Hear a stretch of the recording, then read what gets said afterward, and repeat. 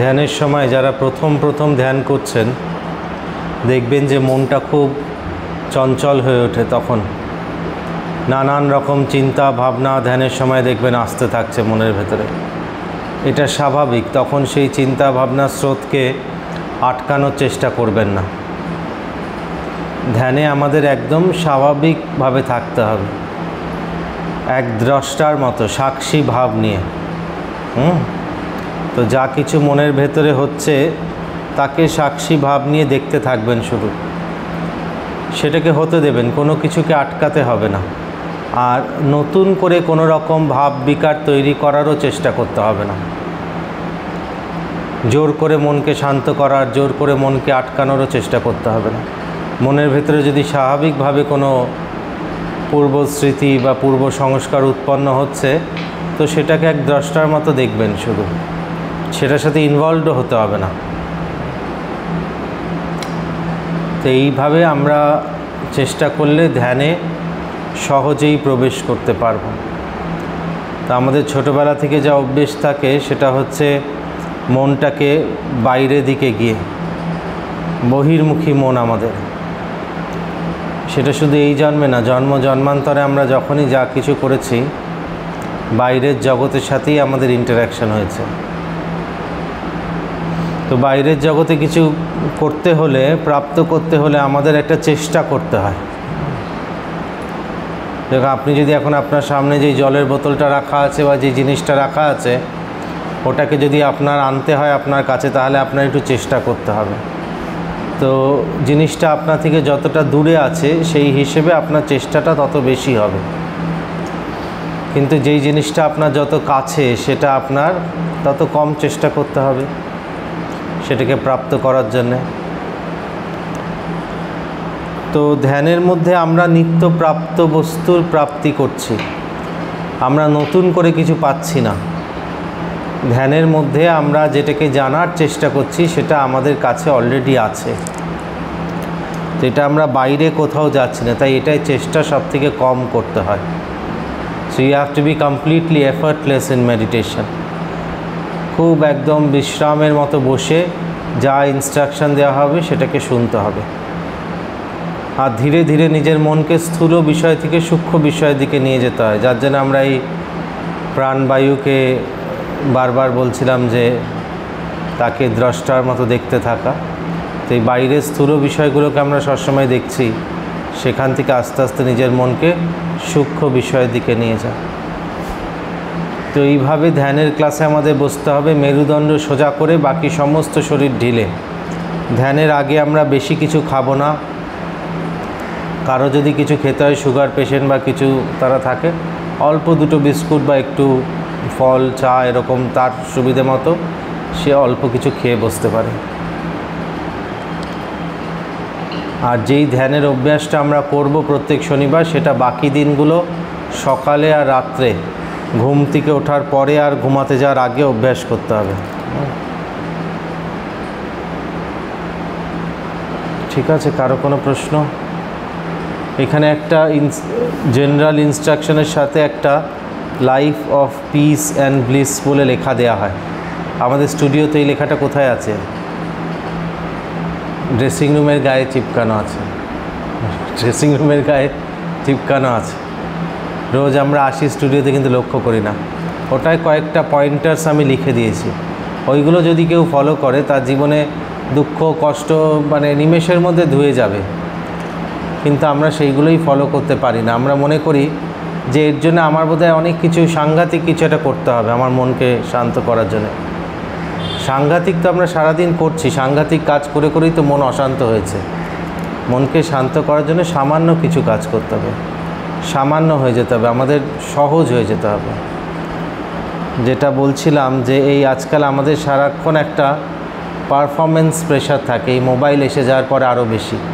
সবসময় মনে হচ্ছে আমি একটা ছবি দিই ফেসবুকে, এখন টুইটারে আর ইনস্টাগ্রামে, যেখানে যেখানে আছে যাদের অ্যাকাউন্ট, একটা ছবি দিচ্ছি, একটা কি করছি সেটা জানাচ্ছি, দিয়ে সেটা কে কে দেখলো সেটা আবার টেনশন থাকছে।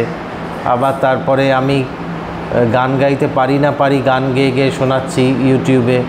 রান্না করতে পারি না পারি করে করে দেখাচ্ছি, তো এইগুলো কেউ দেখতে চায়নি। তো যদি নিজের মানসিক শান্তি চাও, এগুলো থেকে একটু দূরে থাকাই ভালো। আর যারা মানসিক শান্তি চায় না তারা করতে পারে, তাহলে টেনশন হবে। আর যদি করে ভুলে যেতে পারে, এতটা যদি মনের ওপরে সংযম আছে যে আমি কি করলাম আর আমার আর মনে নেই, ভুলে গেলাম, তাহলে অসুবিধা হবে না। নইলে এই যে আজকাল এত এই সারাক্ষণ আমাদের সিম্প্যাথেটিক অ্যারাউজাল হয়ে থাকে, এটাকে বলে sympathetic arousal of the system, that your system is always excited, the sympathetic nervous system is dominating. তখন কি আমাদের স্ট্রেস, অ্যাংজাইটি এইগুলো সারাক্ষণ বেড়ে থাকে। তার থেকে insomnia, diabetes, hypertension, neurological problem, যে কোনো ডিজিজ যখন আমাদের সিম্প্যাথেটিক অ্যারাউজাল হয়, যে কোনো লাইফস্টাইল ডিজিজ যেগুলো আমরা ফেস করি সেগুলো বেড়ে যায়। তো তার জন্য এই সারাক্ষণ যে আমরা এক্সাইটেড থাকছি সকাল থেকে রাত অবধি, এটাকে কমানোর জন্য এই যে কিছুক্ষণ ধ্যান করলেন আপনারা, পুরো সিস্টেমটাকে সুইচ অফ করে দিলেন। কিছুক্ষণের জন্য আমরা পুরো সিস্টেমটা চুপচাপ, কিচ্ছু করছে না, এটা খুব প্রয়োজন, to switch off the system, because now the system is working 24/7 সারাক্ষণ। কেউ কেউ এসে বলে তো রাত্রে ঘুমাই না, একদম রাত্রে অফিসের কাজ করছে, আবার সকালে ঘুমাচ্ছে, মানে উল্টো, পুরো সিস্টেমটা উল্টো হয়ে গেছে। তো এইটা আমাদের মাথায় রাখতে হবে যে সারাক্ষণ আমার কাউকে নিজেকে প্রমাণ করতে হবে না কারোর সামনে। হ্যাঁ, এর থেকে তো এনজাইটি তৈরি হয়। এই যে আজকাল এইগুলো কাল্পনিক, এইগুলো মানুষ নিজেই কল্পনা করে নিয়েছে, আমাকে কেউ দেখবে, আমাকে কে কি বলবে। সবচেয়ে ভয়ঙ্কর রোগ ক্যা কহেঙ্গে লোক, হ্যাঁ, যে সব থেকে বেশি আমাকে লোকে কি বলবে, লোকে কি বলবে। তুমি একটু রিল্যাক্স করে সহজ হয়ে যাও, তুমি যেরকম স্বাভাবিক ছিলে শৈশবে সেরকম নিজের ভেতর থেকে হয়ে যাও, বাইরে থেকে ওরকম হাবভাব করতে শুরু করো না, তাহলে লোকে পাগল বলবে। অন্তর থেকে ওরকম সরল হয়ে যাও, একটা শিশুর মতো সরল। সেটাই সাধনার উদ্দেশ্য। যে সমস্যা আমাদের হয়েছে হচ্ছে গিয়ে সাংঘাতিক কাজ করতে গিয়ে, তাই মনকে শান্ত করার জন্য সাংঘাতিক কিছু করতে হবে না। ওই যে ওটাই লিখে দিয়েছি যে সহজভাবে চলতে হবে। পতঞ্জল যোগ দর্শনে একটা সূত্র আসে, মৈত্রী করুণা মুদিতা উপেক্ষা নাম সুখা দুঃখ পুণ্য বিষয় নাম ভাবনাথ চিত্ত প্রসাদম। মানে মনকে কি করে আমরা প্রসাদিত রাখবো, মনকে কি করে শান্ত রাখবো। আজকাল মুশকিল হচ্ছে ওটাই।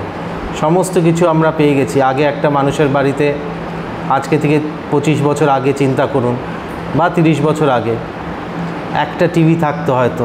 অনেক লোক ছিল যাদের বাড়িতে টিভিই ছিল না।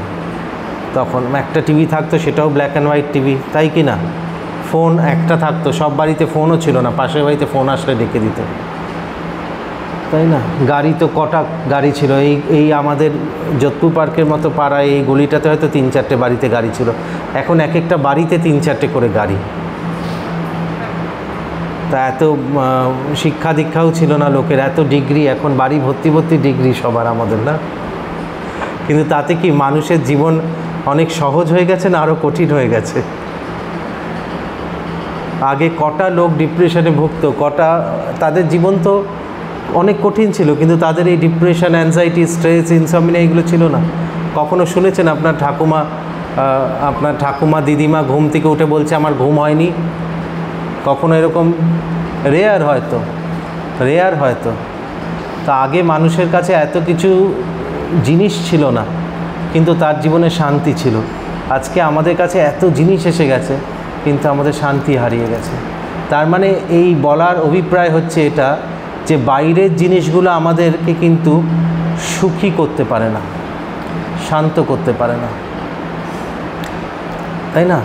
তো কিছুক্ষণের জন্য এগুলো একটা টেম্পোরারি আমাদেরকে একটা দেয়, এক্সাইটমেন্ট ক্রিয়েট করে, কিন্তু এটা তো আমাদের নিজেদের জীবনে আমরা একটু চিন্তা করলেই প্রমাণিত হয়ে যায়। তার জন্য কিছুক্ষণ নিজের ধ্যান সাধনা করে নিজের অন্তরে দেখার দরকার আমাদের। এই স্বাধ্যায় সাধনা আমরা করব কেন? স্বাধ্যায় সাধনা আমার নিজের জন্য দরকার। হ্যাঁ, আমার নিজের জন্য দরকার, যে আমি কি করে নিজেকে সুস্থ রাখতে পারবো। আজকাল এই যে মানুষের এত অসুস্থতা, লাইফস্টাইল ডিজিজের প্রচুর রিসার্চে তার প্রমাণিত হয়ে গেছে যে এইগুলো বেশিরভাগ হচ্ছে সাইকোসোম্যাটিক, মানে half with your mind and half with your body, originating with the mind and reaching the physical body.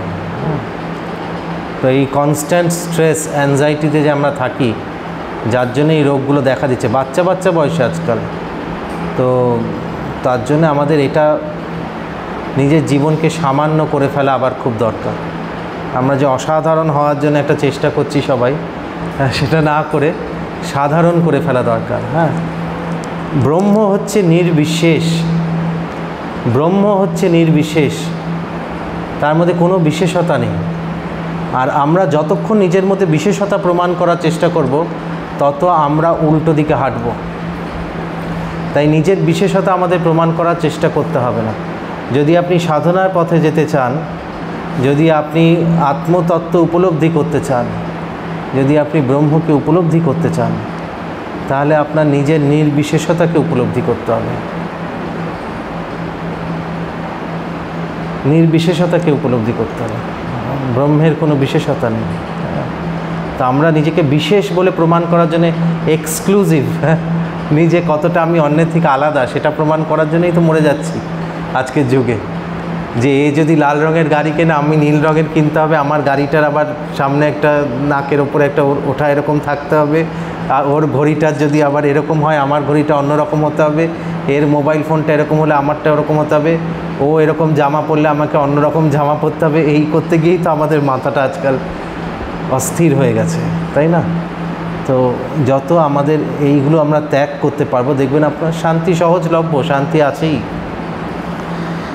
তো ভগবান ভগবদ গীতায় কি বলছে যে অনিত্যম অসুখম লোকম ইমম প্রাপ্যা ভজস্য মাম। আগের চ্যাপ্টারে আমরা পড়েছি না, যে অনিত্যম, এই পৃথিবী কীরকম হচ্ছে গিয়ে অনিত্য, যে সবসময় পরিবর্তন হচ্ছে। আর অসুখম লোকম, এখানে সুখ প্রাপ্ত হয় না, এখানে সুখ প্রাপ্ত হয় না। তো মানুষ সারাক্ষণ কিসের পেছনে ছুটছে? সুখের পেছনে ছুটছে। কিন্তু ভগবান বলেনি যে এখানে শান্তি প্রাপ্ত হয় না। তো মানুষ যদি শান্তির চেষ্টা করে, শান্তি নিমেষে প্রাপ্ত করতে পারে। কিন্তু সকাল থেকে রাত অবধি আমাদের চেষ্টা কিসের থাকে? শান্তির না সুখের? সুখের জন্যে। কে বলল? সুখের জন্য চেষ্টা থাকে। সকাল থেকে রাত অবধি আমরা চেষ্টা করি কী করে আমরা সুখ পাব। শান্তির যদি একটু চেষ্টা করি, শান্তি আমাদের জন্য নিত্য মানে লব্ধ বিষয়, আমাদের আছেই শান্তি। তাহলে গীতা পড়ব।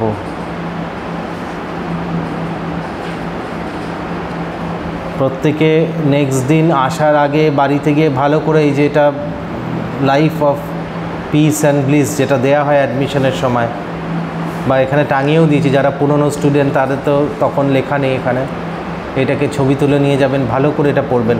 এই কয়েকটা জিনিস যদি নিজের মন থেকে আমি লিখিনি, তা আমরা পরম্পরাগত যারা আমাদের শিক্ষক, আমাদের মন থেকে কিছু বলা বারণ। কারণ হচ্ছে মন ব্যভিচারী, মন নানান রকম চিন্তা করতে পারে, মন এরকম ভাববে ওরকম ভাবে, মন ভুলই ভাববে। তো আমাদের গুরুমুখে যা শ্রবণ করি বা শাস্ত্র যেটা বলেছে ওটা তাই। তো ওটায় যোগ দর্শনে কী বলেছে, শঙ্করাচার্য ভজগোবিন্দমে কী বলেছে সব দেয়া আছে। তার সাথে সাথে আজকে আধুনিক যুগের জন্য আমাদের যেগুলো দরকার সেগুলোও লেখা আছে। তো ওইভাবে যদি আমরা জীবনটাকে নিজের সাজিয়ে নিতে পারি, দেখবেন জীবনের অর্ধেক প্রবলেম এমনিই কমে যাবে, অর্ধেক সমস্যা এমনিই কমে যাবে। দশম অধ্যায়, আমরা কোন অধ্যায় পড়ছি এখন? দশম অধ্যায়। অনলাইন সবাই শুনতে পাচ্ছেন তো? এখন আমরা ভগবদ গীতা পড়ব। যারা শুনতে চায় তারা থাকবে, যারা শুনতে চায় না তারা যেতে পারে। তাহলে আজকে কোথা থেকে পড়ব আমরা? হ্যাঁ, কোনটা থেকে? আগের দিন অবধি হয়েছিল হচ্ছে গিয়ে 34 অবধি না? মৃত্যু সর্বহরস্য অহম উদ্ভবস্য ভবিষ্যতাম কীর্তি শ্রীবাক চ নারীনা স্মৃতির মেধা ধৃতি সমা। তো এই নিয়ে বিচার করেছেন একটুকু বাড়িতে? যেটা আগের দিন পড়ানো হয়েছে এইটা মাথায় এসেছে একবারও? যারা অনলাইনে ক্লাস করছেন এখানে এসেছে সারা সপ্তাহে বারবার যে শাস্ত্র কী বলল, আমার মধ্যে এইগুলো আছে নাকি, কী করে কাল্টিভেট করব, এইভাবে বারবার বিচার আসতে হবে। তাহলে যেটা আমরা পড়ছি সেটা আমাদের ভেতরে বসে যাবে, ডিপ রুটেড হবে। আর একবার পড়লাম ভুলে গেলাম তাতে ডিপ রুটেড হবে না। ভগবান কি বলছে যে মৃত্যু, ভগবান নিজেই মৃত্যু রূপ ধারণ করে আসে। তাই মৃত্যুর প্রতি ভয় আমাদের থাকার, এই জ্ঞানের এটাই মাহাত্ম্য। দেখুন, বারবার মৃত্যু ভয় তো থাকা স্বাভাবিক, আমাদের প্রত্যেকের আছে, কিন্তু এই বারবার শুনতে শুনতে শুনতে শুনতে সেটা আমরা অতিক্রম করতে হবে। যে ভগবান নিজেই বলছেন যে মৃত্যু সর্বহরস্য অহম উদ্ভবস্য ভবিষ্যতাম। দেখুন 34 শ্লোকে। তো আজকে আমরা পড়বো 1 2 3 4 এই 31 থেকে রিপিট পড়ব, তারপরে নতুন আমরা 4টে শ্লোক পড়ব, ঠিক আছে? 31 দেখুন। পবনঃ পবতামস্মি রামঃ শস্ত্রধৃতামহং ঝষানাং মকরস্যস্মি শ্রুতশামস্মি জাহ্নবী सर्गानामादिरन्तस्य मध्यञ्च वहमर्जुन आध्यात्मविद्याविद्यानां वादप्रवदतामहम् अक्षराणामकारस्मि दन्दः समासिकस्य च अहमेव क्षयकालो धाताहं विश्यतो मुखम् मृत्यु सर्वहरस्यहम् उद्भवस्य भविष्यतां कीर्ति श्रीर्वाक्च नारीणां স্মৃতির্মেধা ধৃতি সমা। আজকে নতুন যেটা পড়ব 35। বৃহৎ শাম তথা শামনাং গায়ত্রী ছন্দসামহম মাসানাং মার্গশীর্ষোহম ঋতূনাং কুসুমাকরঃ। বৃহৎ শাম তথা শামনাং গায়ত্রী ছন্দসামহম মাসানাং মার্গশীর্ষোহম ঋতূনাং কুসুমাকরঃ। এটা দেখুন মার্গশীর্ষ দুটো হ আছে পরপর, তাই তো? একটা অ হিসেবে ধরা হবে, মানে শীর্ষহম। তারপরে রিটা আছে যে ঋতু নাং, তলায় দেখুন ময়ের তলায় রি দেওয়া আছে, তো ঋতু নাং কুসুমাকরা, এইভাবে উচ্চারণটা হবে, ঠিক আছে? বুঝে গেছে তো? পড়ুন আপনি প্রথমে।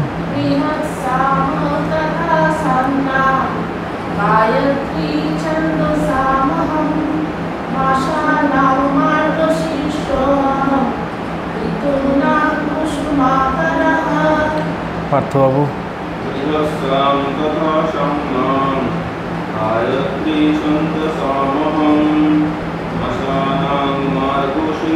মাসানাং দুটোতেই আকার আছে দেখুন। মার্গশীর্ষোহং ঋতূনাং কুসুমাকরঃ।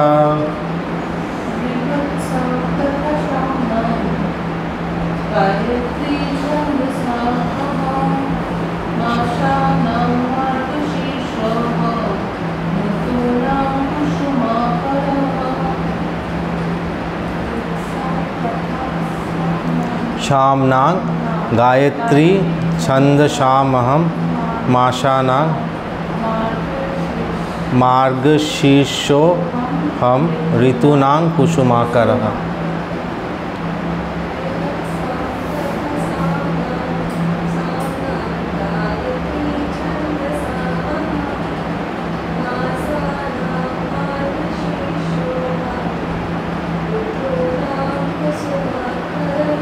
বাহ, সুন্দর হচ্ছে এখন।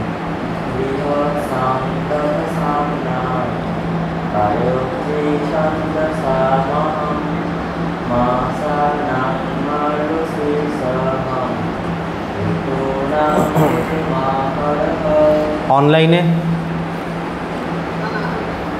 হ্যাঁ, পিসি পড়ো আগে, গীতাঞ্জলি সেনগুপ্ত। হ্যাঁ, পিসি পড়ো আগে। শাম নাং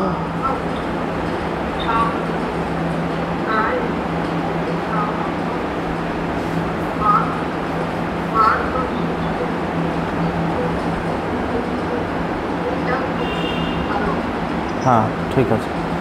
ঋতুনাং কুসুম। নন্দিনী ম্যাডাম পড়ুন। হ্যাঁ, পড়ুন আপনি।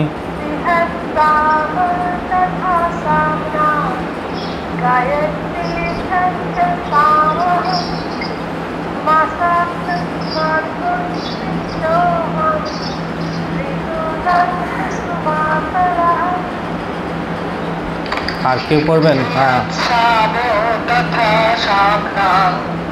गायत्री छन्दसामहं मासानां मार्गशीर्षोहं ऋतूनां कुसुमाकरः।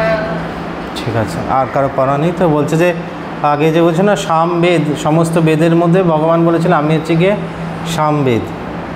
তো তার মধ্যে একটা সাম হচ্ছে বৃহৎ সাম, তার নাম হচ্ছে সমস্ত সামবেদের যে মন্ত্রগুলো আছে যেগুলো গান করা যায়, সামবেদের মন্ত্রগুলো শুনতে খুব শ্রুতিমধুর, গান গেয়ে গেয়ে বলা যায়। হ্যাঁ, তার মধ্যে বলছে বৃহৎ সাম নামে যেই সামটা সেটা হচ্ছে আমি। সমস্ত ছন্দসের মধ্যে হচ্ছে গিয়ে গায়ত্রী, গায়ত্রী মন্ত্র যেটা আছে জোরে উচ্চারণ করতে নেই গায়ত্রী মন্ত্র। আর গায়ত্রী মন্ত্র যাদের দীক্ষা হয়েছে তারাই উচ্চারণ করলে ফলপ্রদায়ী হয়। আর জোরে জোরে যেরকম আজকাল সব জায়গায় চালায় না গায়ত্রী মন্ত্র, এত পাওয়ারফুল, বলে জোরে জোরে করতে নেই। আজকাল সব জায়গায় অনেক বলা উচিত না, কিন্তু আজকাল এই পাবলিক অ্যাটেনশনের জন্য অনেক আশ্রম টাশ্রমেও করে। কিন্তু পুরীর শঙ্করাচার্যকে ফলো করবেন। পুরীর শঙ্করাচার্য যিনি আছেন না, যে আমাদের গোবর্ধন পীঠের জগৎগুরু নিশ্চলানন্দ সরস্বতী, তো ওনার বক্তব্যগুলো ফলো করবেন। ওনার চ্যানেল আছে ইউটিউবে, অথেন্টিক বক্তব্য ওনারই আছে, মানে যেগুলো শাস্ত্রীয় বক্তব্য। তো গায়ত্রী যখন আমাদেরও দীক্ষা হয়েছে তখনও বলেছে যে কোনো গায়ত্রী জোরে জপ করতে নেই, মনে মনে মনে মনে মনে মনে না করাই ভালো গায়ত্রী জপ জোরে। তো বলছে সমস্ত ছন্দস, গায়ত্রীকে ছন্দস বলে কারণ ওই 3টে করে ওয়ার্ড এক একটা লাইনে থাকে। হ্যাঁ, তো সেই সমস্ত ছন্দসের মধ্যে আমি হচ্ছি গায়ত্রী।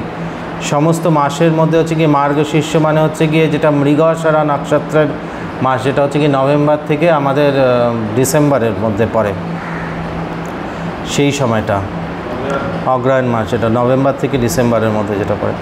বলছে ওই সময়টা সব থেকে ভালো শস্য হয় বোধহয়, ওই সময় ওয়েদার ভালো থাকে এইগুলো। তার জন্য সমস্ত ঋতুর মধ্যে আমি হচ্ছে কি বসন্ত ঋতু। বসন্ত ঋতু কুসুম আকারা মানে বসন্ত ঋতু, যখন ফুল টুল হয় খুব, সেটা। পরের শ্লোক যেটা 36, দ্যুতং ছলয়তামস্মি তেজস্তেজস্বিনামহম জয়োস্মি ব্যবসায়স্মি সত্যং সত্ত্ববতামহম। দ্যুতং ছলয়তামস্মি তেজস্তেজস্বিনামহম জয়োস্মি ব্যবসায়স্মি সত্যং সত্যবতামহম।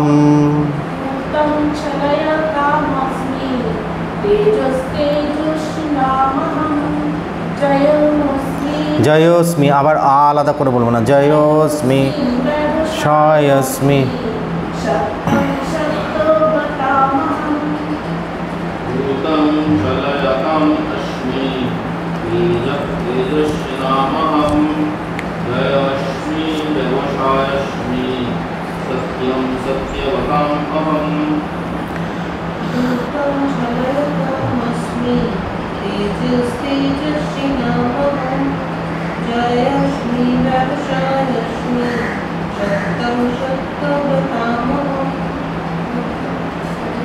জোরে জোরে, ভুল হলে লজ্জার কিছু নেই, আমরা ঠিক করে দেবো। হ্যাঁ, ভুলে লজ্জার কিছু নেই।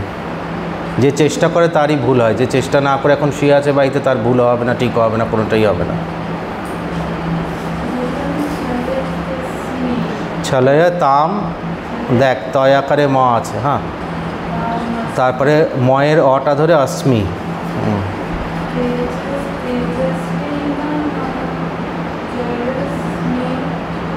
ব্যবসায়স্মি সত্বং সত্ত্ববতামহম।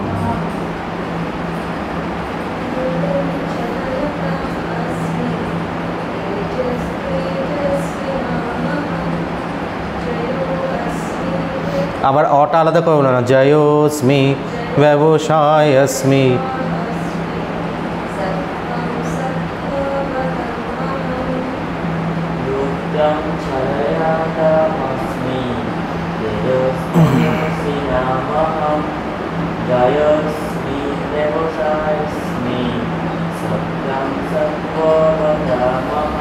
অনলাইনে পিসি মিউট হয়ে গেছে, আনমিউট করতে হবে।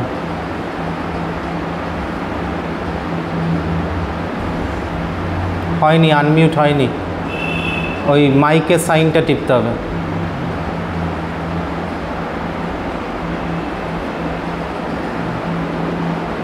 মাইকের সাইনটা টিপতে হবে, মাইকের মতো একটা সাইন আছে। আচ্ছা তুমি আনমিউট করে রাখো, অন্যদেরটা শুনে তারপরে আসছি। নন্দিনী ম্যাডাম পড়ুন আপনি ওপরে।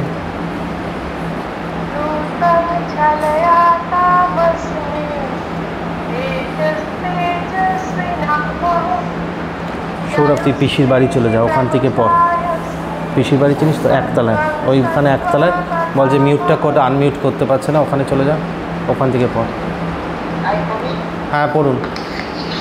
যেখানে গেছিলিস জানিস তো, এই পেছন দিয়ে করে এই যে আমাদের জলের ট্যাঙ্ক, ওখান দিয়ে সোজা একতলায়, এই দেখবি গ্রিল করা আছে, ওখান দিয়ে বল স্যার পাঠিয়েছে।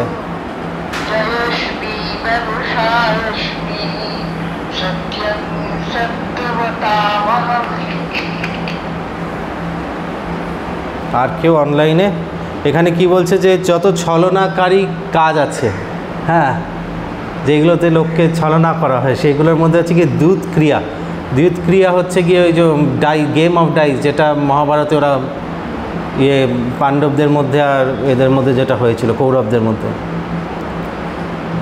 চেস যেটাকে বলে এক ধরনের।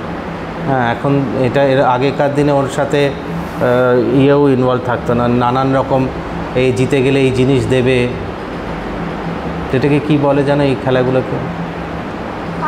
পাশা খেলা। আর পাশা খেলা, কিন্তু তার সাথে হচ্ছে এই সব ইনভলভ থাকতো। হ্যাঁ, গ্যাম্বেলিং টাইপের, গ্যাম্বেলিং, যে জিতে গেলে এই জিনিস দিয়ে দিতে হবে, এই টাকা দিতে হবে, এত এইগুলো হয় না খেলে এখনও, এই যে খেলে যে এখন অনলাইন গেমের মাধ্যমে চলে এসেছে এইগুলো না। তো এইগুলো দেখুন সময়ের সাথে সাথে একই আছে। তো যে ছলনাকারীদের মধ্যে মানে যে হচ্ছে এই দ্যুত ক্রিয়া, ভগবান বলছে যে সমস্ত কিছু ভালোর মধ্যে শুধু না, যেগুলো খারাপ আছে তার মধ্যেও ভগবানেরই শক্তি বিদ্যমান রয়েছে। আলাদা করে কোনো দুটো শক্তি নেই, দুটো কোনো শক্তি নেই, একই শক্তি চারিদিকে বিদ্যমান রয়েছে। তখন যে ছলনাকারী যত লোকজন আছে তাদের মধ্যে আমি হচ্ছে গিয়ে দ্যুত ক্রিয়া। আর যত তেজস্বী মানুষ আছে, যাদের খুব তেজ, যাদের কথা লোকেরা মানে ফেলতে পারে না, সেরকম তেজস্বী, তাদের ওই তেজ হচ্ছে আমি, বলছে ভগবান বলছে আমি ওই তেজ। তাদের তেজস্বী মানুষের মধ্যে তেজ আলাদা করে কোথাও থেকে আসছে না। হ্যাঁ পিসি, ওই সৌরভ গেছে, ও আনমিউট করে দেবে তোমাকে। সৌরভকে পাঠিয়েছি, ও দেখিয়ে দেবে তোমাকে আনমিউট করাটা। যাচ্ছে, সৌরভ গেছে, ছোট্ট করে একটা ছেলে, বেটে মতো। হ্যাঁ আচ্ছা একবার শুনে নি পিসি, এটা পড়ো। হ্যাঁ ঠিক আছে।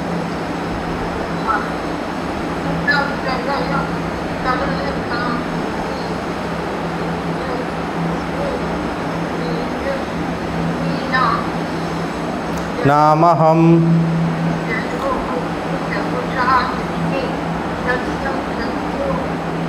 বতামহম। হ্যাঁ হ্যাঁ ঠিক আছে, ও থাক যতক্ষণ ক্লাস হচ্ছে, ও মিউট আনমিউট করে দেখিয়ে দিচ্ছে তোমাকে, ও ওখানেই থাক সৌরভ, তারপরে ক্লাসের পরে আসুক ও ফিরে। দ্যুতাং, আপনার প্রশ্ন হচ্ছে কেন নেগেটিভ জিনিসের মধ্যে বলছে?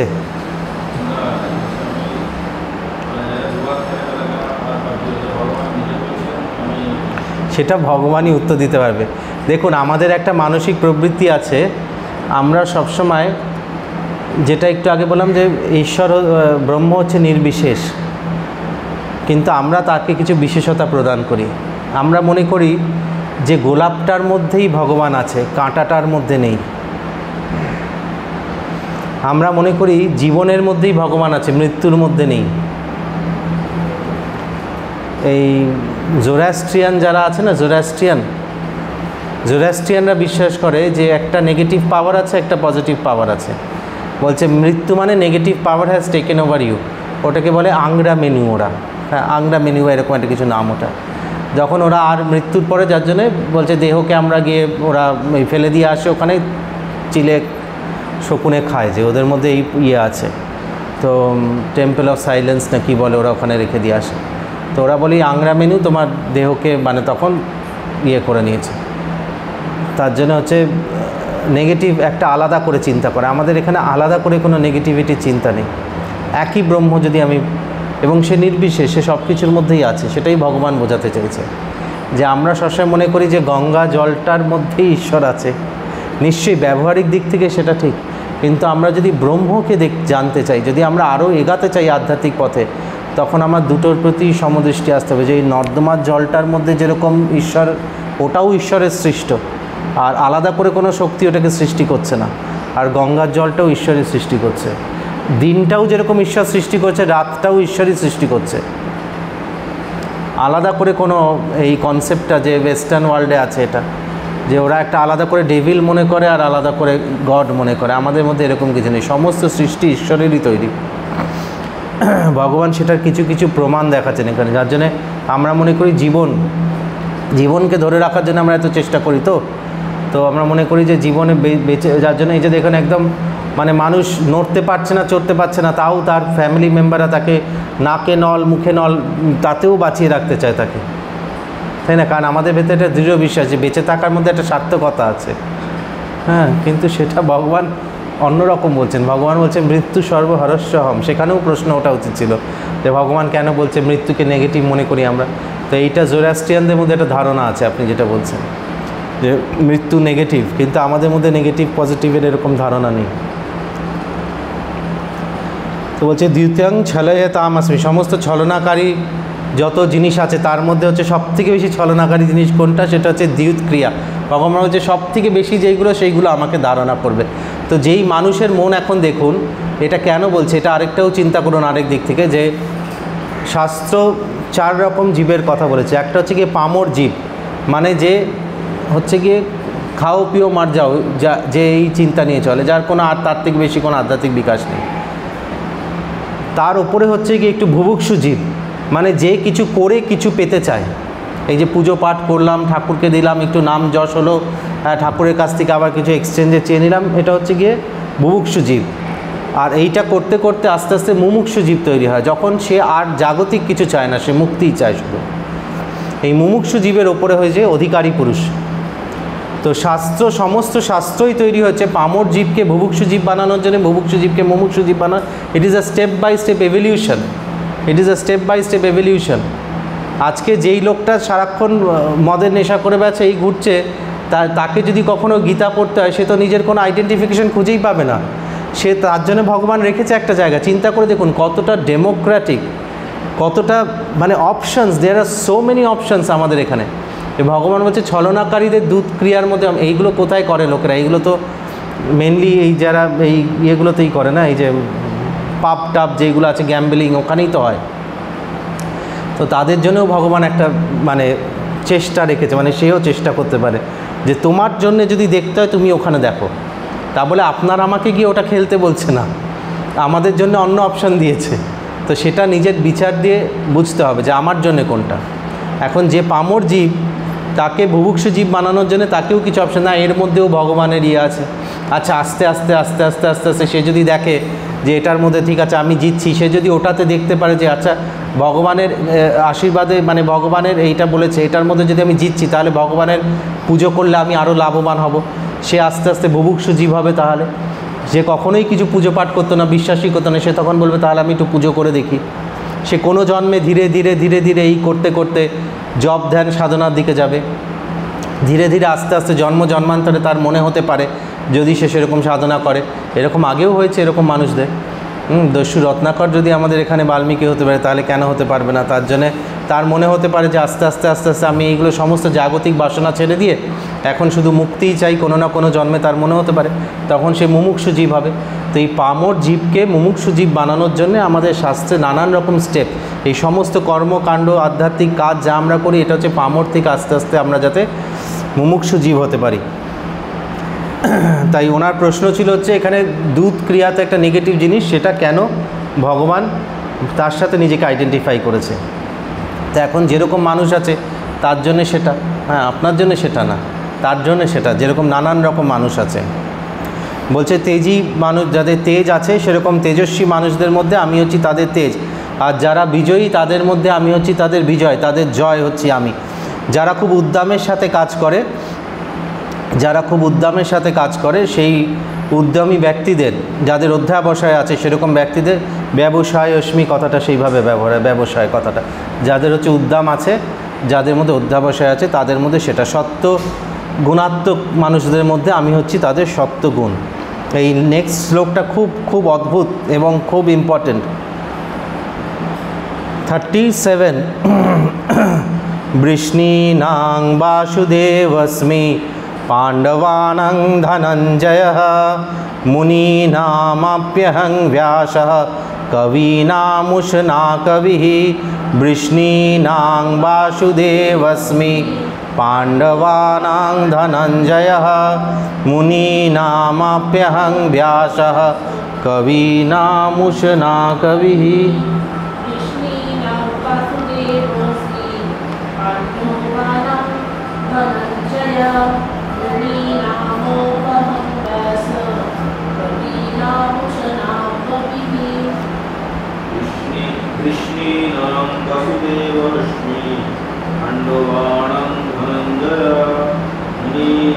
अपहं व्यासः कवीनामुशना कविः कृष्णीनां वासुदेवस्मि पाण्डवानां धनञ्जय मुनीनामप्यहं व्यासः कवीनामुशना कविः कृष्णीनां वासुदेवस्मि पाण्डवानां धनञ्जय मुनीनामप्यहं व्यासः कवीनामुशना कविः। कवि नाम उकार है उष्णा कवि।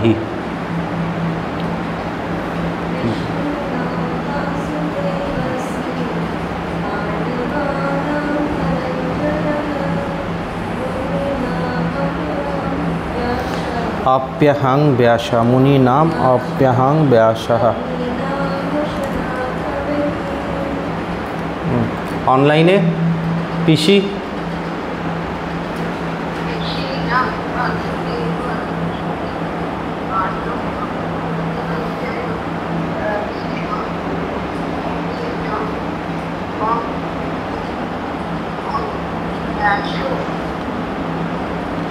कवि नाम उष्णा कवि।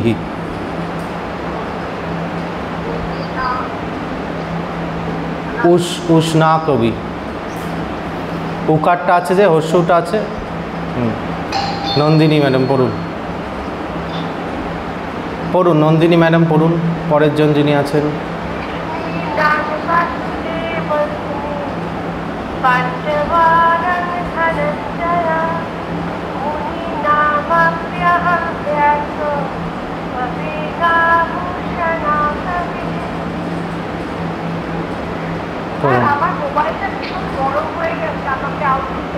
আপনি ভিডিও অফ করে দিন বা বন্ধ করে দিন।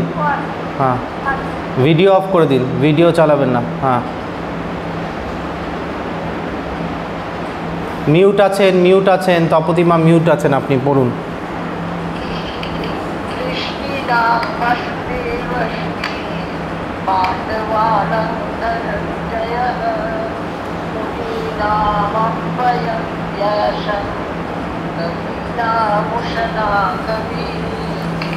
সে তো শ্রীকৃষ্ণ যেই কুলে জন্মেছিল এটা হলো বৃষ্ণিকুল। বলছে সমস্ত বৃষ্ণিকুলের মধ্যে আমি হচ্ছে গিয়ে বাসুদেব, মানে শ্রীকৃষ্ণ নিজেকে নিজে বলছে। আর পাণ্ডবদের মধ্যে তাহলে কে কাকে বলছে? এই বার্তাটা কাদের দুজনের মধ্যে হচ্ছে? শ্রীকৃষ্ণ আর অর্জুনের মধ্যেই হচ্ছে। তো তাহলে বলছে অর্জুনও আমি, শ্রীকৃষ্ণও আমি। তাহলে কি বোঝা গেল? সর্বত্র ব্যাপ্ত রয়েছে সে। তো একটু আগে বলছে যে ভগবানের নির্বিশেষতা থাকলেই সর্বত্র ব্যাপ্ত থাকে। আমি যদি এই বিশেষতার সাথে আইডেন্টিফাই করি তাহলে ওটা আমার হবে না। আমি যদি মনে করি এটাই আমি, এই দেহটাই আমি, তাহলে ওই দেহটা আমার হবে না। বিশেষতার সাথে আইডেন্টিফাই করা মানে কি? আপনি একটা কোনো জিনিসের সাথে আইডেন্টিফাই করছেন যে আমি খুব সুন্দর, যদি আপনি আইডেন্টিফাই করেন তার মানে আপনি অসুন্দর নন, কুৎসিত নন। আপনি যদি মনে করেন আমি খুব বুদ্ধিমান, তার মানে আপনি বোকা নন, আপনি সেটার সাথে আইডেন্টিফাই করছেন না, তাই তো? কিন্তু নির্বিশেষতা মানে কি? যে প্রত্যেকটার মধ্যেই আমি আছি, প্রত্যেকটার মধ্যেই আমি আছি, আমার কোনো বিশেষতা নেই। একটু আগে বলছিলাম না যে নির্বিশেষতাই ব্রহ্মের লক্ষণ। তো ভগবান এখানে কি বলছে? এটা দিয়ে অদ্বৈত বেদান্ত সিদ্ধ হয়ে যায়, আপনাদের মনে হয় না? এখানে ভগবান কি বলছে? এখানে যে একই ঈশ্বর, একই তত্ত্বরূপে। ঈশ্বর অনেক আছে কিন্তু তত্ত্বরূপে একটাই, অ্যাজ আ প্রিন্সিপাল একটাই। কি বলছে? বৃষ্ণি নাম বাসুদেবাস্মি, যে বলছে সেও আমি। পাণ্ডবানাং ধনঞ্জয়, যে শুনছে সেও আমি। তাহলে কোথা থেকে আলাদা আলাদা আসছে? তাহলে এই যে প্রশ্নটা আমাদের মনে আসছে একটু আগে যে পার্থবাবু করলেন, যে এই যে তাহলে নেগেটিভ জিনিসটার মধ্যে ভগবান বলছে কী করে? তাহলে এই যে দ্বৈত বুদ্ধি আমাদের, এটা পজিটিভ এটা নেগেটিভ, এটা যতক্ষণ আছে ততক্ষণ আমরা সংসারে আটকে আছি, ততক্ষণ আমরা সংসারে আটকে আছি। যতক্ষণ এই দ্বৈত প্রপঞ্চ মায়া বলে, মায়া কি করে? দুটো করে দেখায় একটা জিনিসকে। এই যে চোখের অসুখ হলে অনেক সময় আমরা ডাবল ভিশন আসে, যে দুটো দেখে, এটা একটা চোখের অসুখ। সেরকম আমরা এই অসুখে অনেক দিন ধরে অসুস্থ। জগতে সব কিছু আমার দুটো মনে হচ্ছে। দুটো দ্বৈত মানে শুধু দুটো নয়, মেনি, প্লুরাল, মেনি। দ্বৈত মানে হচ্ছে মেনি। তো এই যে দ্বৈত বোধ হচ্ছে দুঃখের কারণ আমাদের। এই যেখানেই মনে হচ্ছে আলাদা আলাদা, এটা আলাদা এটা আলাদা এটা আলাদা এটা আলাদা, আমরা সেখানে আধ্যাত্মিক উন্নতি তো হবে, কিন্তু আমাদের আত্মজ্ঞানের চরম পর্যায়ে আমরা পৌঁছাতে পারবো না। তো ওই শেষ পর্যায়টাকে ভেদ করার জন্যে আমাদের এই নির্বিশেষতার বোধ আসতে হবে, যার জন্যে নিজেদের ব্যবহারে এটাকে আনতে হবে। আমি প্রত্যেককে বুঝিয়ে পারি না, এটা অনেকে আধ্যাত্মিক দিকে অনেক চেষ্টা করছে, অনেক কিছু করছে, কিন্তু আমার মাকে একদিন বললাম যে ব্রহ্মের লক্ষ্য নির্বিশেষতা, তুমি নিজের বিশেষতা প্রমাণ করে ব্রহ্ম প্রাপ্তি করতে পারবে না, জ্ঞান প্রাপ্তি। উনি কিছু খুব রেগে গেলেন আমার উপরে, যে এটা কী মানে কি এটা। কিন্তু এটা বোঝার জন্যও অনেকটা সাধনা দরকার আমাদের, যে আমি যতক্ষণ নিজের বিশেষতা প্রমাণ করতে চাইছি ততক্ষণ আমি ব্রহ্ম থেকে অনেক দূরে আছি। আধ্যাত্মিক উন্নতি সাংসারিক জগতের দিকে যেরকম লোকে ভাববে বোধহয় খুব আধ্যাত্মিক উন্নতি হয়েছে, কিন্তু আসলে হবে না। ভগবান নিজের শ্লোকে এটা প্রমাণ করে দিচ্ছে। বুঝতে পেরেছেন পার্থবাবু? প্রশ্নটার উত্তর পেয়েছেন যে জন্ম মৃত্যু দুটোই ভগবান নিজেই। হ্যাঁ, তাই হচ্ছে এই দ্যুতক্রিয়া বা ভালো জিনিস খারাপ জিনিস, এটা আমাদের মেন্টাল কনস্ট্রাক্টে তৈরি করা। এর বাইরে আমাদের যেতে হবে। এই জগতে যা আমরা দেখছি, সংসারে যা আমরা ভোগ করছি, এটা সর্বস্ব নয়, এর বাইরে একটা বৃহত্তর সত্য আছে। আমরা সেটাকে যখন জানার চেষ্টা করব, সেটার রুলসগুলো একটু অন্যরকম হবে। তাই ভগবান বলছে যে এটাই অদ্বৈত বেদান্ত সিদ্ধ হয়ে যায়। তপতিমা বুঝতে পারছেন অদ্বৈত বেদান্তের এই কথা? বৃষ্ণি নাং বাসুদেবাস্মি পাণ্ডবানাম ধনঞ্জয়া, এটার বোঝানোর কিছু নেই। মুনি নাম আপ্যাহম ব্যাসা, সমস্ত মুনিদের মধ্যে আমি হচ্ছি ব্যাসদেব। আর হচ্ছে কবি নাম উষ্ণা কবি, উষ্ণা বলে কোনো একজন কবি ছিলেন, সমস্ত কবিদের মধ্যে আমি হচ্ছে গিয়ে সেই কবি। আচ্ছা, শুক্রাচার্যের আরেকটা নাম ছিল হচ্ছে কি উষ্ণা কবি, দৈত্যগুরু শুক্রাচার্য। তার শুক্রাচার্যের আরেকটা নাম ছিল হচ্ছে গিয়ে তার উষ্ণা, হয়তো তারপরেরটা হচ্ছে গিয়ে 38। দণ্ডো দময়তামস্মি নীতিরস্মি জিগীষতাম মৌনং চৈবস্মি গুহ্যানাং জ্ঞানং জ্ঞানবতামহম। দণ্ডো দময়তামস্মি নীতিরস্মি জিগীষতাম মৌনং চৈবস্মি গুহ্যানাং জ্ঞানং জ্ঞানবতামহম। দণ্ডো দময়তামস্মি নীতিরস্মি জিগীষতাম মৌনং চৈবাস্মি গুহ্যানাং জ্ঞানং জ্ঞানবতামহম। দণ্ডো দময়তামস্মি নীতিরস্মি জিগীষতাম মৌনং চৈবাস্মি গুহ্যানাং জ্ঞানং জ্ঞানবতামহম। দণ্ডো দময়তামস্মি নীতিরস্মি জিগীষতাম মৌনং চৈবাস্মি গুহ্যানাং জ্ঞানং জ্ঞানবতামহম। দময়তামস্মি জিগীষতাম মৌনং চৈবস্মি গুহ্যানাং।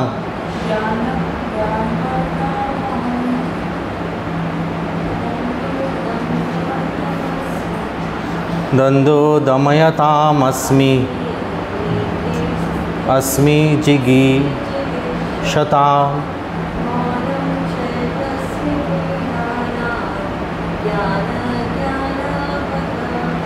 অনলাইনে পিসি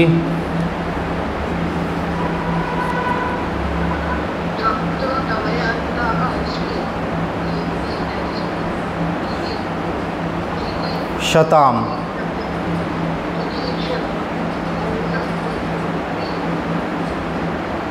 গুহ্যানাং।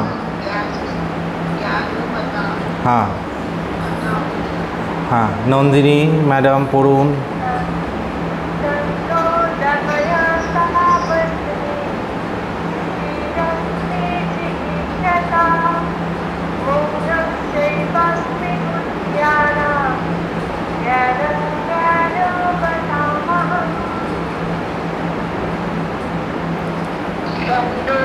दमयतामश्मि इति रश्मि जिगीषताम् मौनं चैवास्मि गुह्यानां ज्ञानं ज्ञानवतामहम्। ভগবান কি বলছেন এখানে, যে শাসনকারীর দণ্ড হচ্ছি আমি। যারা দণ্ড দিয়ে কি করা হয়, যারা অন্যায় করে, ভুল করে, পাপ করে, তাদেরকে শাস্তি দেওয়া হয়। তো সেই শাস্তি দিতে পারে যেই দণ্ড, সেই দণ্ড হচ্ছি আমি।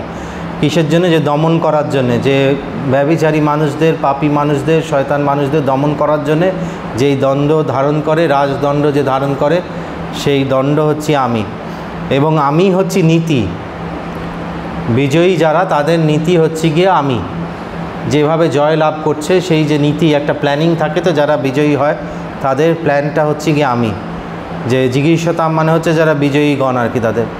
তারপরে এটা খুব মৌনং চৈবাস্মি গুহ্যানাং মানে হচ্ছে গিয়ে গুপ্ত তত্ত্বর জন্যে আমি হচ্ছি মৌন।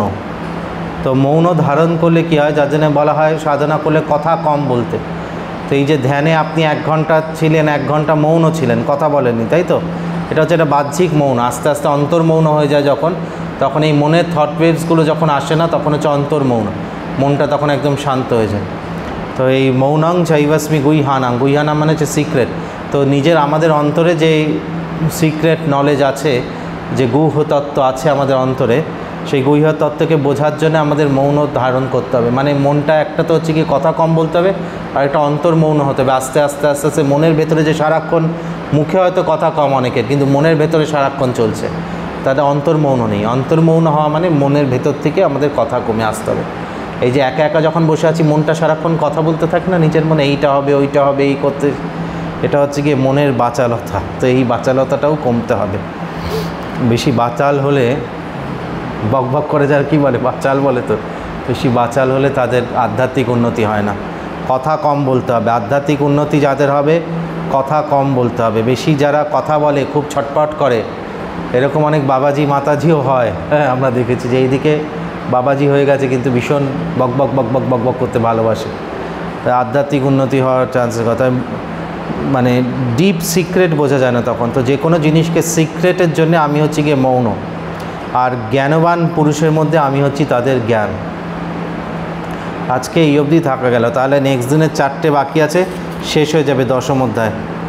তো ভগবানকে কোথায় কোথায় আমরা জীবনে লক্ষ্য করতে পারবো? তো আমাদের দুধ ক্রীড়ায় লক্ষ্য করতে হবে না। দুধ ক্রীড়া আমাদের জন্য বলেনি, যারা সাধনা করছে তারা চিন্তা করে দেখুন, বৃষ্ণি নাং বাসুদেবাস্মি পাণ্ডবানাম ধনঞ্জয়, ভগবান এটা বলেছে।